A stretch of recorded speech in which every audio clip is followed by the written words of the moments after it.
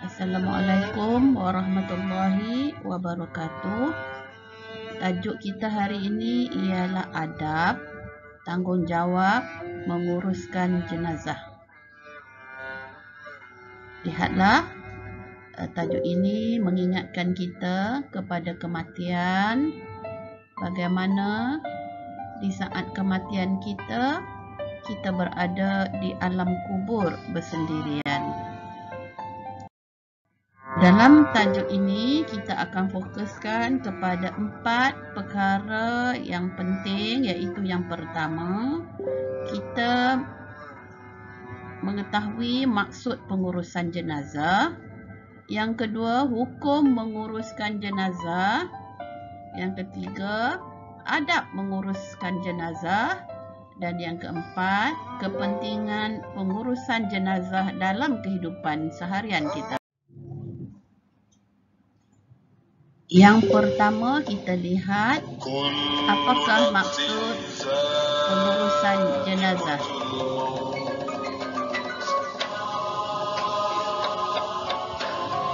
Maksud pengurusan jenazah ialah segala aktiviti yang dilakukan untuk mengurus jenazah bermula dari memandikan, mengkafankan, mensolatkan dan mengkebumikan jenazah mengikut cara yang tertentu. Jadi Ustazah ulang, aktiviti yang dilakukan untuk menguruskan jenazah bermula daripada memandikan, mengkafankan, mensolatkan dan mengkebumikan jenazah mengikut cara tertentu. Bererti jika kita terlibat dalam salah satu aktiviti tersebut ataupun kesemua aktiviti tersebut, maka kita dikategorikan sebagai orang yang menguruskan pengurusan jenazah. Apakah hukum kita menguruskan jenazah? Menurut Islam, hukum menguruskan jenazah ini ialah fardu kifayah, di mana menjadi kewajipan kepada sebahagian daripada kita menguruskan urusan jenazah jika berlaku kematian. Mungkin tidak semua perlu terlibat. Jika terlalu ramai mungkin akan lebih menyusahkan, maka sebahagian sahaja yang perlu terlibat dalam pengurusan jenazah. Jika tidak ada orang yang menguruskan jenazah, maka kita umat Islam akan mendapat dosa. Yang pertama, untuk menguruskan jenazah ialah memandikan jenazah. Memandikan jenazah ini dengan air bersihlah. Menjadi kebiasaan masyarakat kita mencampurkan air mandian itu dengan daun bidara, dengan kapur baru supaya mengelak ataupun membuang bau-bau yang tidak sedap, dan mungkin akan menambahkan keaiban jenazah. Yang kedua, setelah memandikan, dikafankan jenazah tersebut, maka disunatkan dikafankan dengan memakai kain berwarna putih. Bagi lelaki 3 lapis, bagi perempuan 5 lapis. Serta dibuatkan baju, sunat dibuatkan baju yang tidak berjahit. Yang ketiga, disolatkan. Dalam masalah solat ini mungkin ramai boleh terlibat, dan sekiranya kita tidak berada di tempat kejadian ataupun berdekatan dengan jenazah, kita juga boleh solat sunat ghaib. Rasulullah SAW pernah menunaikan solat ghaib apabila mendengar Najasyi telah wafat. Lalu Rasulullah menunaikan solat ghaib. Jadi di mana-mana sahaja apabila kita mendengar ada kematian, kita boleh menunaikan solat jenazah. Dan yang keempat, mengkebumikan. Mengkebumikan dengan tata cara yang betul supaya tidak kuburan tadi tidak diganggu oleh binatang-binatang buas. Kalau dahululah dikebumikan mungkin di tempat yang terbuka. Kalau sekarang ni dah ada tempat-tempat khusus dan dijaga, maka tidak timbul isu lah.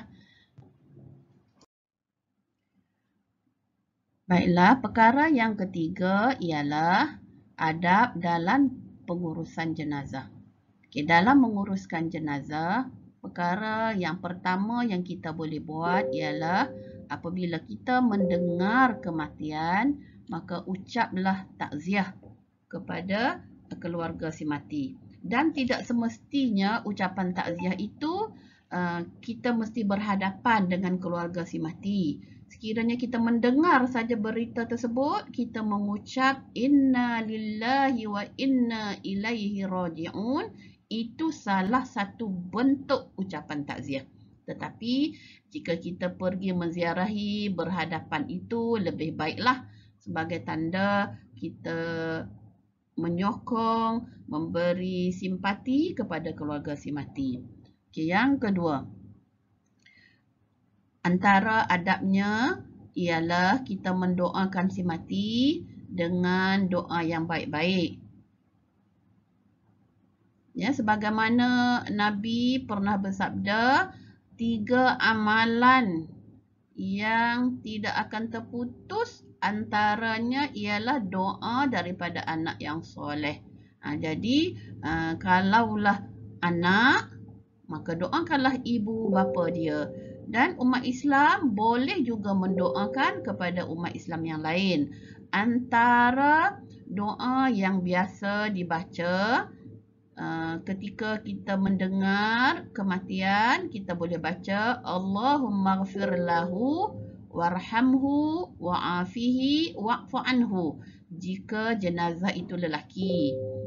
Dan kita tukarlah, jika jenazah itu perempuan, kita baca Allahumma ghfir laha warhamha wa'afiha wa'fu anha. Dan kita tukar lagi sekiranya ramai, dan boleh juga kita tukar jika jenazah itu kanak-kanak. Okay, yang ketiga, sekiranya kita mampu, maka kita hulurkanlah bantuan kepada keluarga si mati. Menghulurkan bantuan itu bukan semestinya bantuan keuangan, kita juga boleh memberi bantuan tenaga, boleh menyediakan makanan kepada keluarga si mati, boleh membantu menenangkan keluarga si mati. Itu juga sebahagian daripada bentuk bantuan yang kita boleh berikan. Seterusnya, dalam pengurusan jenazah, kita dilarang untuk menceritakan keburukan jenazah, menceritakan keaiban-keaiban jenazah kepada orang lain. Okay, sebagaimana sabda Rasulullah sallallahu alaihi wasallam, man satara musliman satarahullahu fid dunya wal akhirah, yang membawa maksud barang siapa menutup aib saudara muslim, maka Allah akan menutup aibnya di hari akhirat. Jadi sebarang keburukan ataupun kecelaan ataupun apa-apa jua kekurangan yang ada pada jenazah adalah dilarang untuk kita menceritakan kepada orang lain, kerana boleh jadi itu satu fitnah yang akan merosakkan generasi kita. Yang seterusnya, sekiranya sudah selesai urusan mengkafankan jenazah, adalah kita digalakkan melakukan solat jenazah sebagai penghormatan terakhir kepada jenazah.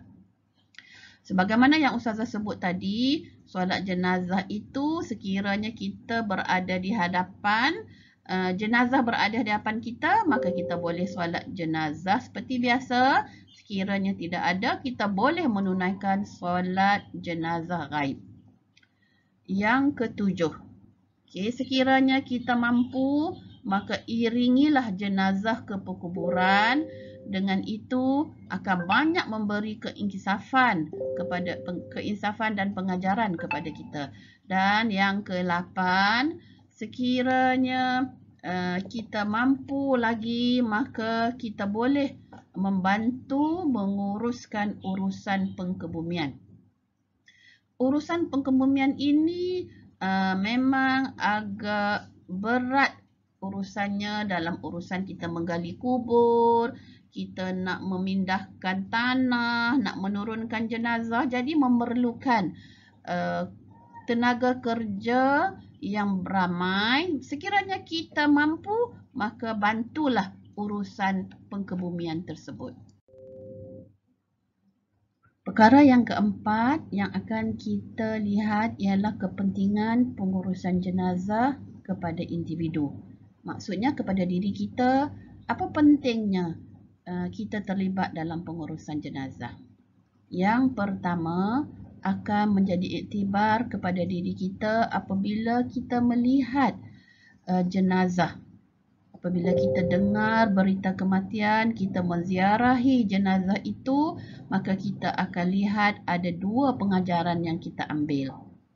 Iaitu yang pertama, sekiranya jenazah itu mati dalam keadaan yang baik, dalam keadaan senyum, dalam keadaan berpeluh, maka itu menjadi pengajaran kepada kita. Lihat apakah amalan yang dilakukan oleh si mati sehingga dia mendapat kedudukan yang terbaik. Begitulah sebaliknya, jika kita dapati jenazah itu dalam keadaan buruk, dalam keadaan yang tidak elok dan tidak menyenangkan, maka ambillah iktibar apakah yang dilakukan oleh jenazah ketika hidup agar kita tidak mengulangi kesilapan yang berlaku jika ada. Iktibar ini bukan untuk dilafazkan tetapi dalam diri kita sendiri. Yang kedua, dengan terlibat dalam pengurusan jenazah ini akan melahirkan rasa simpati dalam diri kita.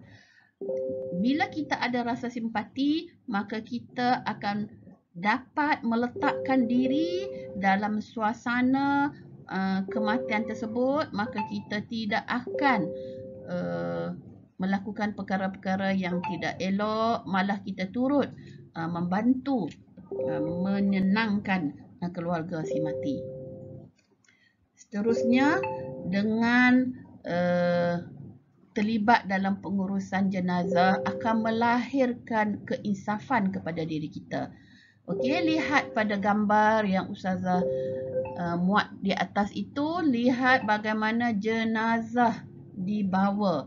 Sekiranya kita di dunia ini hidup dalam keadaan kemewahan, kereta yang mewah, tetapi kita sombong, maka lihatlah apabila kita mati, tidak ada yang mengusung kita, melainkan inilah kenderaan kita. Jadi ada banyak lagi sebab ataupun faktor yang boleh memberi keinsafan kepada kita sekiranya kita terlibat dalam pengurusan jenazah. Okay, yang keempat, sekiranya kita terlibat dalam pengurusan jenazah, kita boleh memberi penghormatan terakhir kepada jenazah, terutamanya sekiranya mereka adalah orang yang hampir, ahli keluarga, kaum kerabat ataupun ibu dan bapa kita.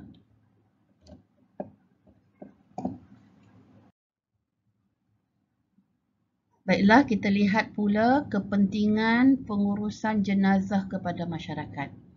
Okay, yang pertama, dalam masyarakat, sekiranya kita membantu menguruskan jenazah, akan lahir sikap saling bekerjasama, tolong-menolong antara satu sama lain. Kita tidak boleh menguruskan jenazah seorang diri. Kita tidak mampu menguruskan jenazah seorang diri, maka kita perlu kepada bantuan ahli masyarakat. Yang kedua, dengan pengurusan jenazah ini memberi erti bahawa dalam masyarakat kita mengamalkan kepentingan hidup bersama. Kita tidak mengamalkan hidup secara individu ataupun kita kata seperti katak di bawah tempurung, tidak mahu terlibat dalam masyarakat. Dan yang ketiga, pengurusan jenazah ini membantu melahirkan sifat masyarakat, ahli masyarakat bertanggungjawab antara satu sama lain, lebih-lebih lagi terhadap saudara Muslim. Baiklah, selepas ini kita akan mengadakan perbincangan. Apakah tindakan jika kita menerima berita kematian? Apa yang boleh kita lakukan dalam masyarakat kita hari ini? Kita akan berbincang selepas ini dalam Google Meet. Mudah-mudahan topik ini memberi iktibar dan pengajaran kepada kita dalam kehidupan bermasyarakat dan sebagai umat Islam. Sekian, Assalamualaikum warahmatullahi wabarakatuh.